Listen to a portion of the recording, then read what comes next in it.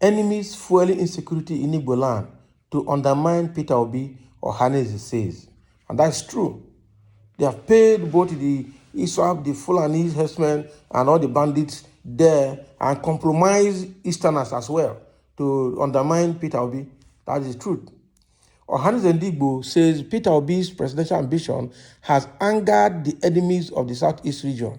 The Pan-Igbo socio-political group has alleged that the rising insecurity in the Southeast is geared towards undermining Obi. The group's scribe, Ambassador Oke Emoche, made the allegation on Tuesday, November 29, at an event in Abia State. The Ohanaeze Igbo worldwide has decried the renewed killings in several parts of the Southeast zone, saying it was a grand design by enemies of the region to stoke insecurity in order to undermine the aspiration of the presidential candidate of the Labour Party, Mr. Peter Obi. Secretary General of Ohanaeze Igbo worldwide, Ambassador Oke Emuche, made the allegation on Tuesday, November 29, at the inauguration of the new executive members of the Abia State chapter of the group. He said Ohanaeze was convinced that the killings that took place at Eha Amufu in Enugu State last week and the rising insecurity in Imo and Anambra states were deliberately targeted to undermine the zone. The campaigns have started and we are facing existential challenges because of who we are, the Igbos. The killings have started in Enugu and other parts of Southeast.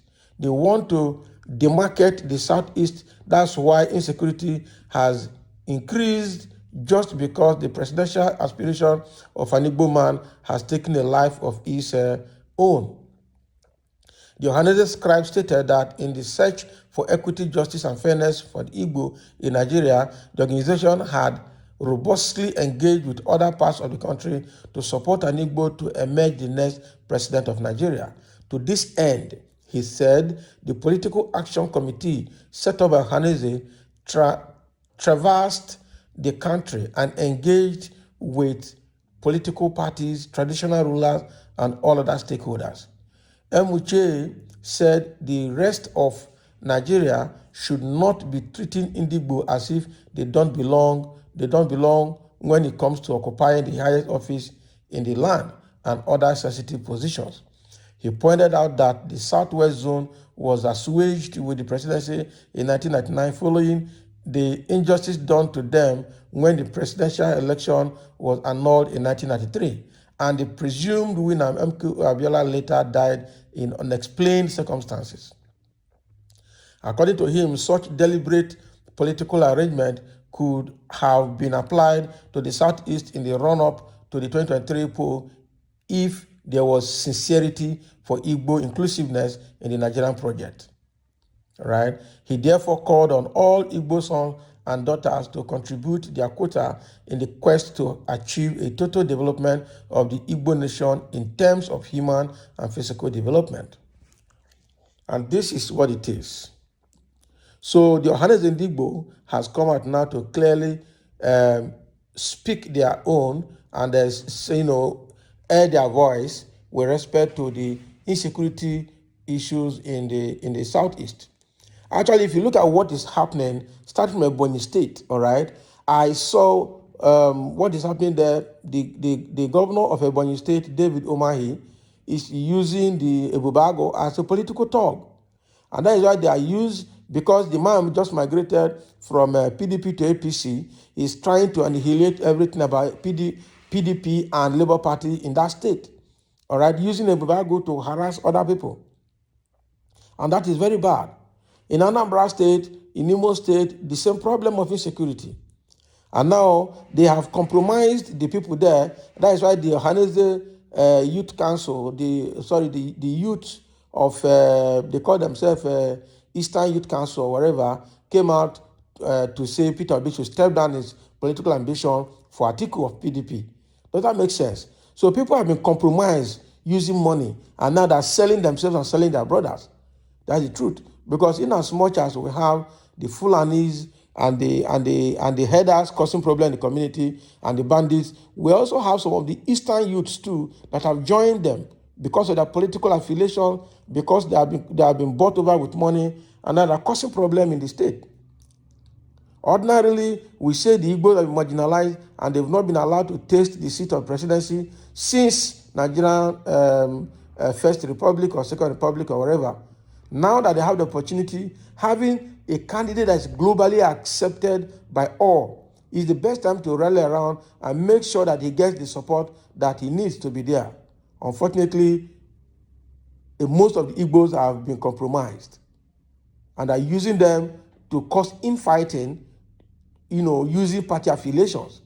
APC, PDP, and the Labour Party, the key major parties, including ABGA, said that is in Anambra, where Peter Obi came from. I don't understand what they're doing. All right?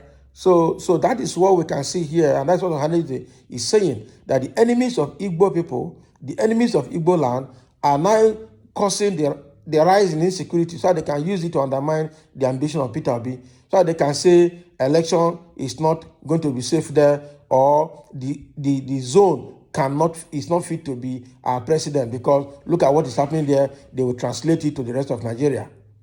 I don't understand.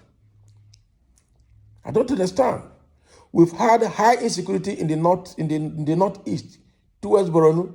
We've had it now even in the president's own state, Katsina State. There's high level of insecurity. You look at Kaduna, where Erufai is. There's high level of insecurity with the killing of Christians in southern Kaduna up to now. Since 1993, Kano and Kaduna killing has been on top, killing the Southerners. I know when the Southerners in 1993 ran away from Kano back to the south because they wanted to finish all of them. So what are we doing here? All right? So now what is happening here, Ohanaeze Igbo is still saying it, that the Igbos should come together and help themselves at this time. Now that we have a candidate and there is an opportunity for them now to take the presidency, they should not be compromised. They should not allow themselves to be used to continue to perpetuate insecurity in the region so that the whole country will now say, yes, those people are not security conscious, we have insecurity problem there, we cannot allow them to come to Central and be president of this country because it means that the agitation will be more. Just like some people are saying that if you give Peter Obi the presidency, the next he's going to do is to actualize Biafra. The next he's going to do is to divide Nigeria. The next he's going to do is to cause restructuring or whatever. All those are propagandas. Who told you that Peter Obi will do that? Peter Obi, no, I don't think there's any president of Nigeria that will allow Nigeria divide in his time. But we can have a president that will say enough is enough of all of these atrocities. Let's put things right once and for all. That is the category Peter Obi belongs to. Unfortunately, they don't want such person. Because if you put everything right in Nigeria, all these mischievous politicians will stop benefiting from their mischiefs. We stop benefiting from all the stealings that they are carrying out, in Nigeria. It's quite unfortunate.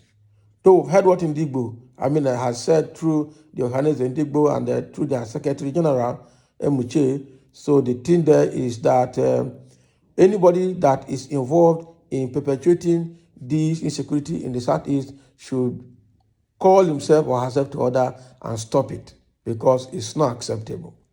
It's obviously not acceptable. It's obviously not acceptable. Somebody say here, yes, the enemies are your Indigbos, known as IPOB and ESN government, who have been in town before Peter Obi. So how are they opposed to Peter Obi? Nnamdi Kanu is not sold on your membership of the zoo.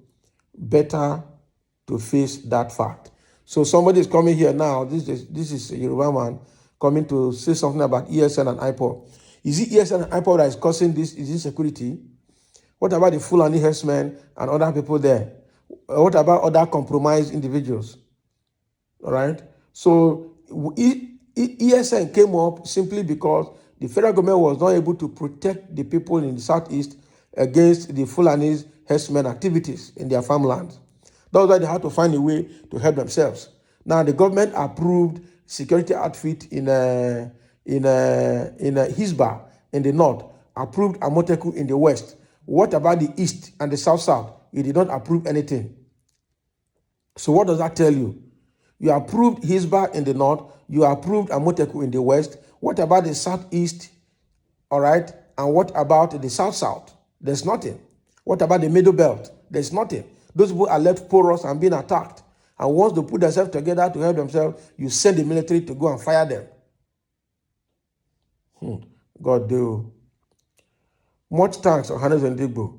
The Nigerian nation must give His Excellency Mr. Peter Obi presidency chance to reality for justice and equity. Yes, that's what we pray for, and we hope that it will come to pass.